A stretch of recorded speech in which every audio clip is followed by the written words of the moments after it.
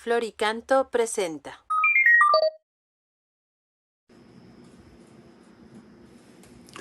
Hola, ¿qué tal amigos y amigas que nos escuchan a través de redes sociales? De nueva cuenta, soy el Padre Javier Hernández Raigosa, párroco de Nuestra Señora del Carmen en la colonia Urdiales en Monterrey, Nuevo León, México. Y el día de hoy, 25 de junio, pues vamos a meditar la palabra de Dios y una breve reflexión al respecto. Entonces acompáñenme para juntos escuchar la palabra de Dios. El día de hoy tenemos la primera lectura tomada de el segundo libro de los Reyes y dice lo siguiente.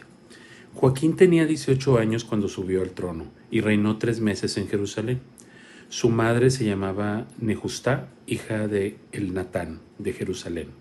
Joaquín, igual que su padre, hizo lo que el Señor reprueba.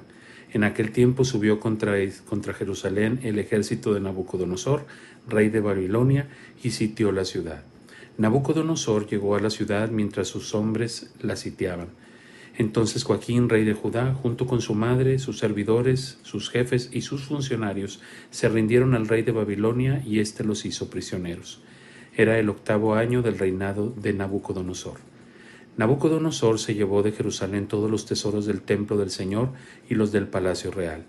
Destrozó todos los objetos de oro que Salomón, rey de Israel, había hecho para el templo, conforme a las órdenes del Señor.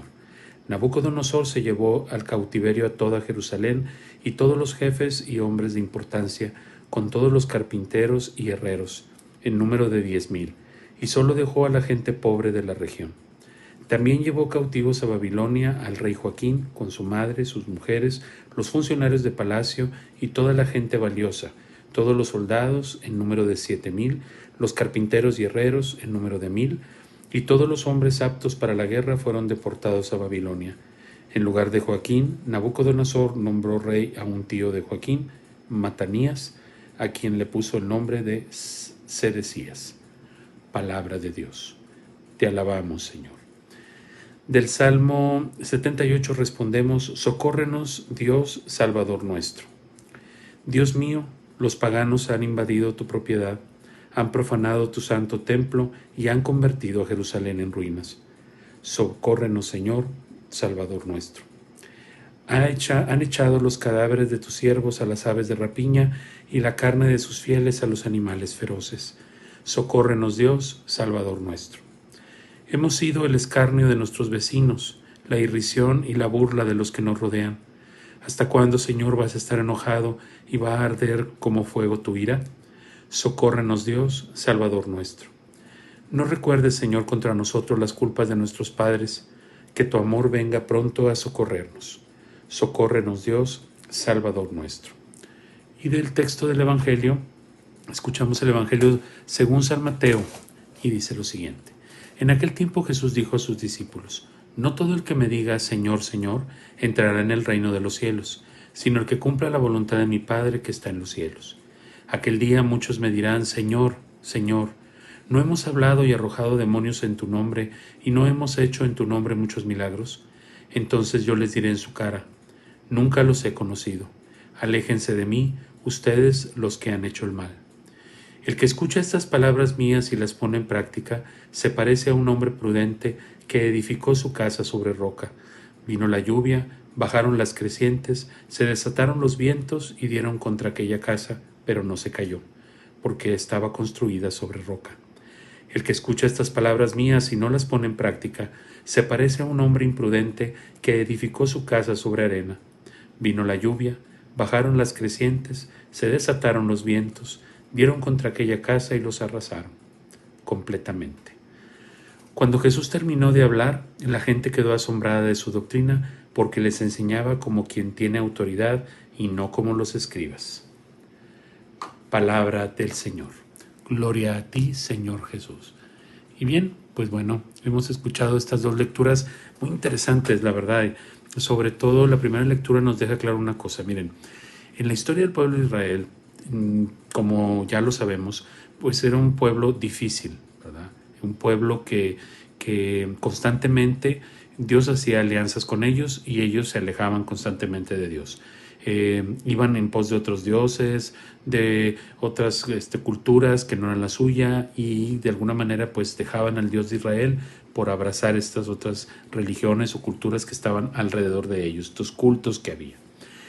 Y entonces no se mantenían fieles al Señor. Entonces, poco a poco, ¿sí?, fueron construyendo ellos pues su propia destrucción, ¿verdad? Hubo un tiempo en la historia del pueblo de Israel que el pueblo se dividió en el reino del norte y el reino del sur, y como hoy vimos, pues bueno, esta es la última parte donde el pueblo de Israel pues sucumbe ante Nabucodonosor, pero también tiene que ver el rey, ¿verdad? El rey que poco a poco fue alejándose y con él alejando al pueblo de Israel del verdadero Dios, que había dado todo por ellos y que les había dado todo, o sea, todo lo que ellos tenían, ese esplendor que tenía el templo de Salomón y sobre todo Jerusalén, que era la capital, pues digamos, de todo este reino hermosísimo, pues resulta que poco a poco se fueron alejando de Dios y terminó con esta conquista de rey Nabucodonosor.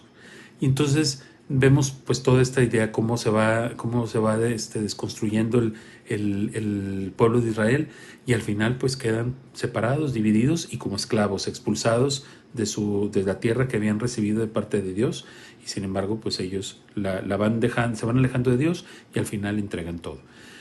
Me llama mucho la atención porque yo creo que a veces en nuestra vida cotidiana, de repente, mantenernos delante de Dios o con Dios, pues sí, a veces es difícil y se nos puede olvidar, porque a veces nos deslumbran otras cosas, nos deslumbran todo lo que tenemos y nos olvidamos de dónde lo recibimos.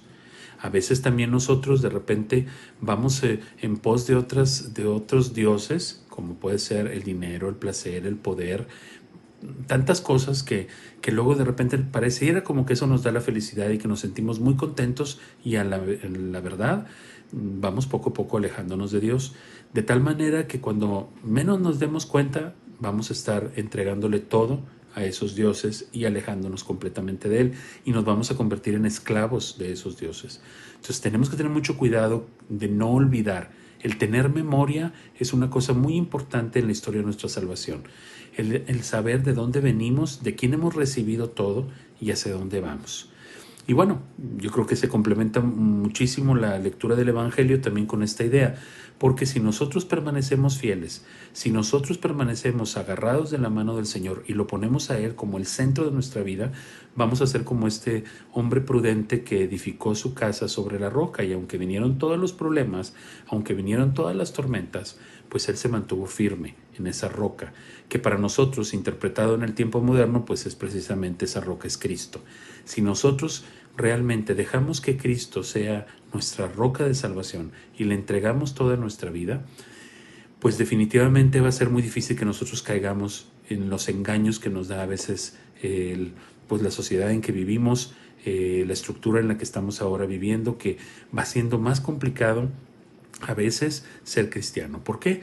Porque nos deslumbran cosas que a lo mejor antes no veíamos y que ahora las vemos como muy naturales. De repente estas frases de, ay, pues sí, no pasa nada, ¿qué tanto es tantito? Y, ay, ya han cambiado los tiempos.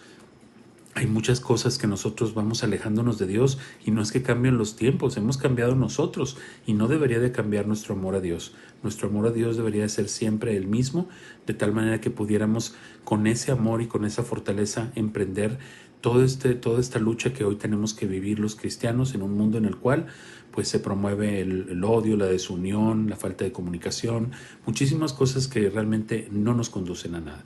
Entonces pidámosle al Señor que nos ayude a que seamos como este hombre prudente, que seamos hombres y mujeres prudentes, que busquemos siempre tener a Dios como la roca que sostiene todo nuestro edificio, todo nuestro espíritu, todo nuestro templo, este cuerpo que nosotros habitamos, que es el templo del Espíritu Santo, es el templo de Dios, y Dios habita en nosotros siempre y cuando nosotros también lo dejemos entrar. Te deseo que tengas un excelente día, cuídate mucho y recuerda, es importante que Dios sea tu roca. Te doy mi bendición. Que la bendición de Dios Todopoderoso, Padre, Hijo y Espíritu Santo, descienda sobre ti, tu familia y permanezca para siempre. Cuídense mucho. Chao. Bye.